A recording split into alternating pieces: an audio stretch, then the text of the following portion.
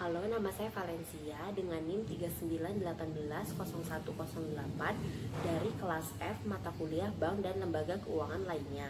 Hari ini saya akan membahas mengenai materi pegadaian. Apa sih pegadaian itu? Barang apa saja yang bisa digadaikan dan mudahnya mendapatkan dana dari pegadaian. Langsung aja kita masuk ke materinya.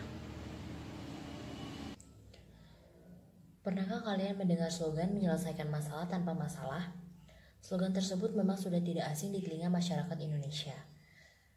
Dan masyarakat dengan mudah akan langsung mengetahui siapa pemilik slogan tersebut yang tidak lain adalah Pegadaian.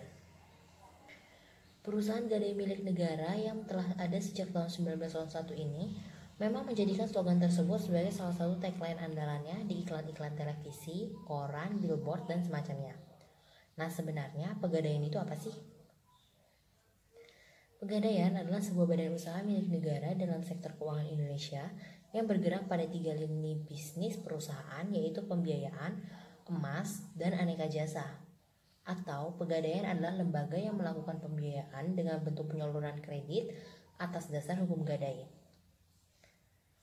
Gadai adalah hak yang diperoleh seseorang yang mempunyai piutang atas suatu barang bergerak. Barang bergerak tersebut diserahkan kepada orang yang berpiutang oleh seorang yang mempunyai utang atau oleh seorang lain atas nama orang yang mempunyai utang. Seseorang yang berutang tersebut memberikan kekuasaan kepada orang berpiutang untuk menggunakan barang bergerak yang telah diserahkan untuk melunasi utang apabila pihak yang berutang tidak dapat memenuhi kewajibannya pada saat jatuh tempo. Perusahaan Umum Pegadaian adalah satu-satunya badan usaha di Indonesia yang secara resmi mempunyai izin untuk melaksanakan kegiatan lembaga keuangan berupa pembiayaan dalam bentuk penyaluran dana ke masyarakat atas dasar hukum gadai. Pegadaian dibagi menjadi dua, yaitu pegadaian konvensional dan pegadaian syariah. Pegadaian konvensional merupakan salah satu jenis pegadaian yang memberikan pinjaman kepada para nasabah atas dasar hukum gadai. Yang masih menjadi perhatian dalam jenis ini adalah masih digunakannya sistem pencatatan secara manual. Ada bunga yang ditanggungkan kepada peminjam serta tarif untuk jasa simpan yang terbilang cukup besar. Kemudian ada pegadaian syariah. Pegadaian syariah memiliki tujuan yang sama untuk membantu masyarakat dalam hal keuangan, tetapi menggunakan prinsip syariah. Banyak yang membuat kita lebih untung ketika menggunakan sistem gadai yang satu ini, seperti tarif simpan yang berlaku, yang tidak berlaku, biaya administrasi kecil, sampai dengan bunga yang hampir tidak ada. Kemudian layanan pegadaian. Yang pertama yaitu pembiayaan, terdiri dari KCA, Kreasi, dan Krasida. KCA adalah kredit cepat aman. Kredit dengan sistem hukum gadai yang diberikan kepada semua golongan nasabah, baik untuk kebutuhan konsumtif maupun kebutuhan produktif dalam jangka waktu kredit 4 bulan dan sistem bunga per 15 hari. Kemudian kreasi, kredit angsuran fidusia. Kredit dengan angsuran bulanan yang diberikan kepada usaha mikro kecil dan menengah atau UMKM untuk mengembangkan usaha dengan sistem fidusia dengan sewa modal 1% per bulan secara flat. Kemudian Krasida, kredit angsuran sistem gadai. Kredit atau pinjaman angsuran bulanan yang diberikan kepada usaha mikro kecil dan menengah atau UMKM untuk pengembangan usaha dengan sistem gadai dengan jaminan emas. Yang kedua yaitu emas, terdiri dari mulia dan tabungan emas. Mulia merupakan murabahah mulia untuk investasi abadi. Merupakan pembelian logam mulia untuk investasi secara tunai atau kredit. Berat per keping mulai dari 5 gram, 10 gram, 25 gram, 50 gram, sampai dari 1000 gram. Kemudian tabungan emas. Pembelian logam mulia dengan sistem tabungan kelipatan 0,01 gram. Yang ketiga yaitu aneka jasa. Menerima pembayaran tagihan listrik, telepon, air, TV langganan, internet, pulsa handphone, pengiriman uang ke dalam dan ke luar negeri, serta tiket kereta. Tujuan dari pegadaian yaitu yang pertama, penyaluran pinjaman atas dasar hukum gadai. Dengan turut melaksanakan dan menunjang pelaksanaan kebijakan dan program pemerintah di bidang ekonomi dan pembangunan nasional. Kemudian yang kedua, pencegahan praktik ijon, pegadaian gelap, riba, dan lain-lainnya. Selanjutnya, fungsi pegadaian. Yang pertama, mengelola penyaluran uang pinjaman atas dasar hukum gadai dengan cara mudah, cepat, aman, dan hemat. Yang kedua, menciptakan dan mengembangkan usaha-usaha lain yang menguntungkan bagi pegadaian maupun masyarakat. Yang ketiga, mengelola keuangan, perlengkapan, kepegawaian, pendidikan, dan pelatihan.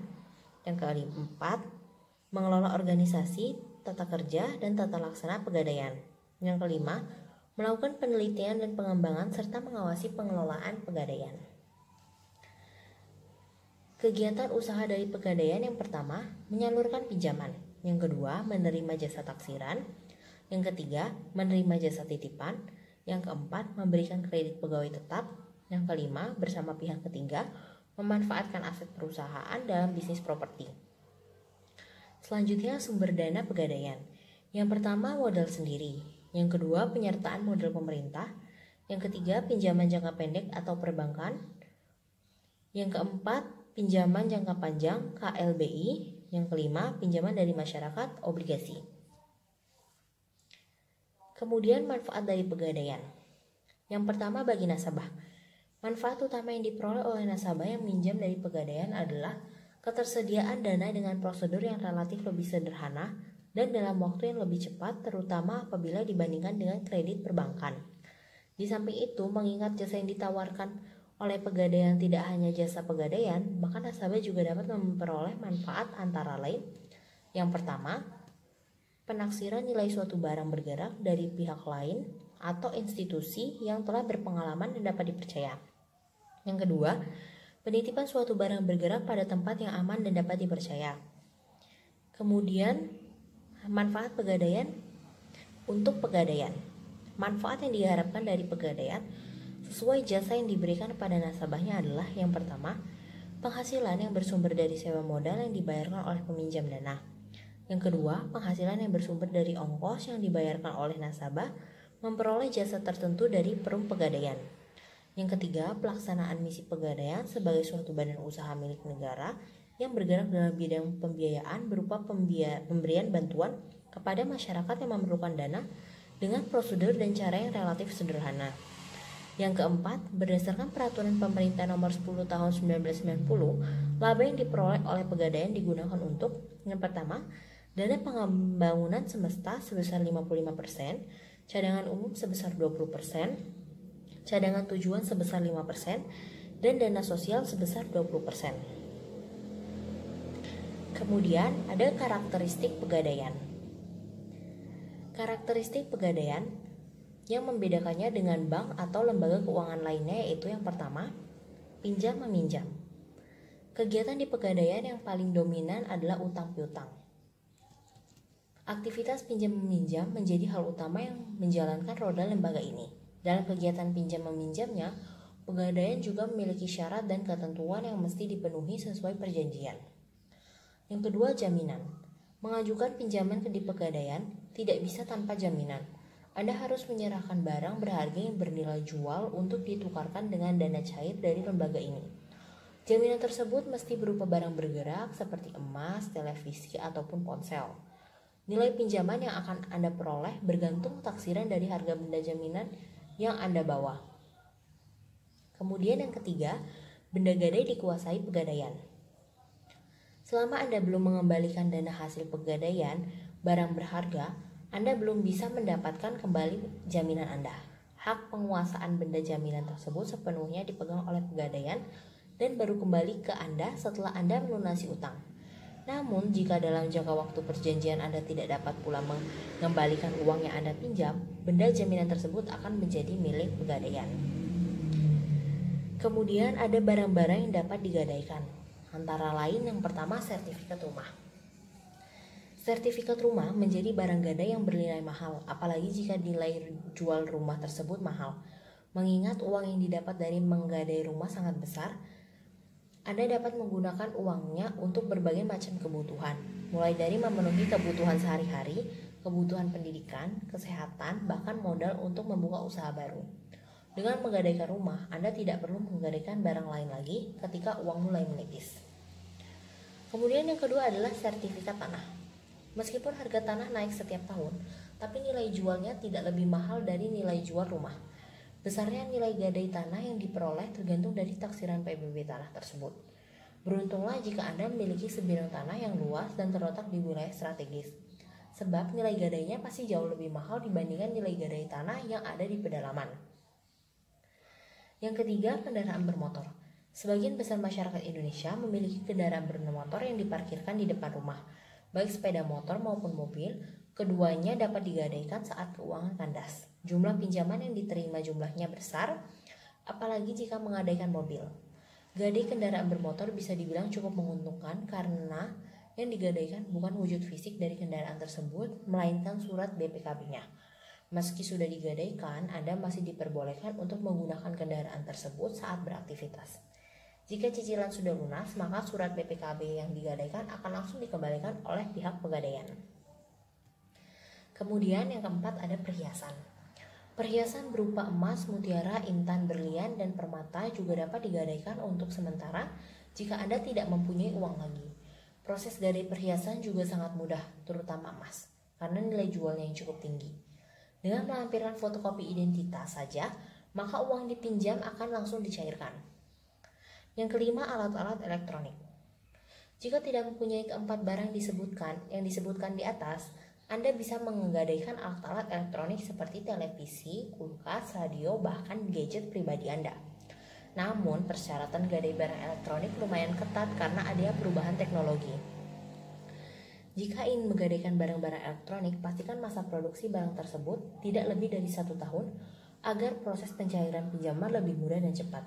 Dengan kata lain, barang elektronik yang digadai harus tipe terbaru karena tipe terbaru biasanya lebih cepat laku di pasaran. Kemudian yang keenam ada perlengkapan rumah tangga. Jika bingung ingin menggadaikan apa lagi demi memperoleh uang, jangan langsung panik. Anda masih bisa menggadaikan perlengkapan rumah tangga. Misalnya kitchen set, sofa, tempat tidur, termasuk lemari pakaian sekalipun. Intinya perlengkapan tersebut masih bagus dan layak untuk dipakai. Meskipun nilai gadainya tidak terlalu tinggi karena ada penurunan umur ekonomis, setidaknya uang tersebut dapat dipakai untuk memenuhi kebutuhan hidup sehari-hari sebelum tanggal gajian tiba. Yang terakhir ada barang-barang branded. Tas, sepatu, pakaian, jam tangan, dan kacamata yang diproduksi oleh brand ternama juga dapat digadaikan jika Anda sudah tidak tahu ingin menggadaikan apalagi untuk memperoleh uang.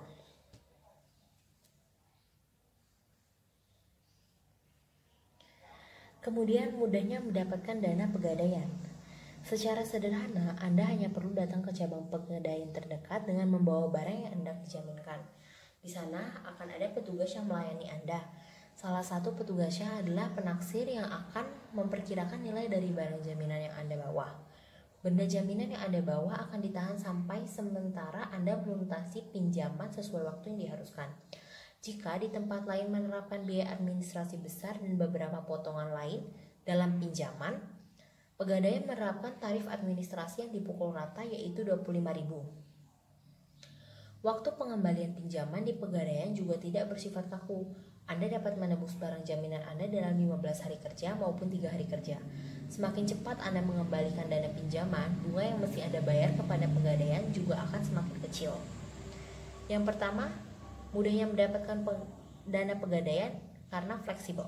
Tidak seperti mengajukan pinjaman di bank ataupun lembaga keuangan lainnya, menggadaikan barang di pegadaian untuk memperoleh keuangan sangat fleksibel. Anda hanya perlu membawa barang ke cabang pegadaian kapan saja dibutuhkan. Hari itu juga Anda dapat membawa pula uang yang dibutuhkan. Yang kedua, dapat diperpanjang setiap saat. Anda dapat mendadak bingung karena dana untuk pengembalian dan pinjaman belum ada di tangan, padahal jatuh tempo pengembalian sudah dekat. Jika peminjam di pegadaian, Anda tidak akan terlalu memusingkan masalah tersebut. Pegadaian menyediakan layanan perpanjangan pinjaman yang bisa dilakukan setiap saat. Tentu Anda harus juga membayar tagihan yang lebih tinggi daripada saat membayar tepat waktu. Namun nilainya sangat kecil sehingga Anda tidak akan terbebani. Yang ketiga, menentukan besaran cicilan. Jika Anda tidak dapat melakukan pembayaran langsung terhadap pinjaman dengan jaminan di pegadaian, Tersedia pula pilihan untuk mencicilnya. Hal yang lebih menyenangkan lagi, sebagai peminjam Anda dapat mengatur sendiri besar cicilan sesuai kesanggupan Anda. Yang keempat, biaya administrasi terjangkau. Seperti yang telah dijabarkan sebelumnya, Anda tidak takut dana pinjaman Anda akan dikenai berbagai potongan dan biaya administrasi yang besar. Pegadaian bisa menerapkan administrasi rata di tiap transaksi peminjamnya, yaitu sebesar 25.000. Yang kelima yaitu bebas penalti. Di lembaga keuangan lainnya, Anda harus mengikuti ketentuan pembayaran sesuai jatuh temponya. Pembayaran sebelum jatuh tempo hanya menempatkan diri Anda ke sanksi berupa penalti. Di Pegadaian, Anda bisa melakukan pelunasan pinjaman kapan saja. Tidak ada penalti yang menunggu, justru dengan melunasi lebih cepat, bunga yang akan dikenakan kepada Anda lebih kecil dan pembayaran menjadi lebih ringan. Sama seperti slogannya, yaitu menyelesaikan masalah tanpa masalah, segala kemudahan peminjaman di Pegadaian membuat Anda tidak perlu lagi menyelesaikan masalah Anda di lembaga keuangan yang satu ini. Seperti jargonnya, yaitu menyelesaikan masalah tanpa masalah, Anda justru akan mendapatkan berbagai keuntungan dan manfaat dari transaksi gadai Anda. Tentunya juga masalah keuangan Anda dapat segera teratasi dengan dana cair hasil pinjam dari Pegadaian. Jadi, tunggu apa lagi? Kalau kalian kesulitan dalam keuangan dan kalian membutuhkan dana yang cukup mendadak, kalian bisa menggadaikan barang-barang Anda yang memiliki nilai untuk digadai ke Pegadaian terdekat. Jadi, tunggu apa lagi? Terima kasih. Nah, setelah mendengar materi yang sudah saya sampaikan tentang Pegadaian, tentunya kita pasti sudah mengetahui fungsi dari Pegadaian.